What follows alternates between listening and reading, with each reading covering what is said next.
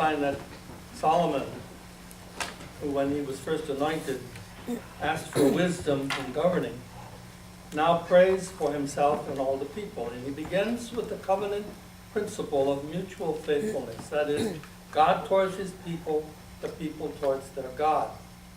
And he makes his prayer publicly in the presence of all the people. He begins by indicating the uniqueness of the God of Israel. No other God has acted in history as has the God of Israel, performing great miracles and directing the course of events so that his long-range covenant promises are fulfilled. And then Solomon speaks in wonder at how a God for whom the heavens themselves are not big enough can contain himself within the confines of the temple Solomon built. And our churches too. I think we can wonder how the God of the whole universe can be so specifically present in our tabernacles. You know, this is a marvelous source of comfort for us, and we should use all the opportunities we have. Drop by for a visit.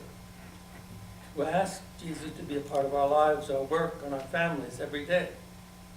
But at the same time, we can reflect that Jesus' sacramental presence in the tabernacle is a reminder of the real presence in all the people we meet and all the experiences we have.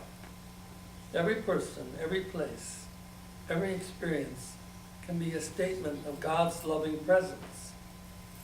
So that even when we are far from any church, Jesus is close to us. Let us also be close to him.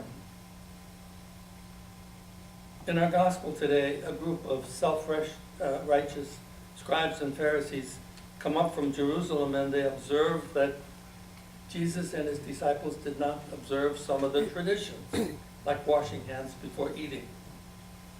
Traditions that the Pharisees regard as having the same binding force as the law of Moses.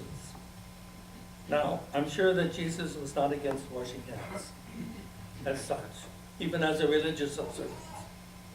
What he was against was the legalism by which the mere observance of some external action was equated with being a devout lover of God. And so he quotes from Isaiah, "This people honors me with their lips, but their hearts are far from me. In vain do they worship me, teaching his doctrine, human precepts." You know, the real commandments of God, for example, unconditional love of neighbor, the real commandments were being neglected in favor of what were purely human traditions. That wasn't just a problem for the Pharisees. I think that as Catholic Christians, we face the same temptation. There are those who confuse the essential service of God with religious rulings.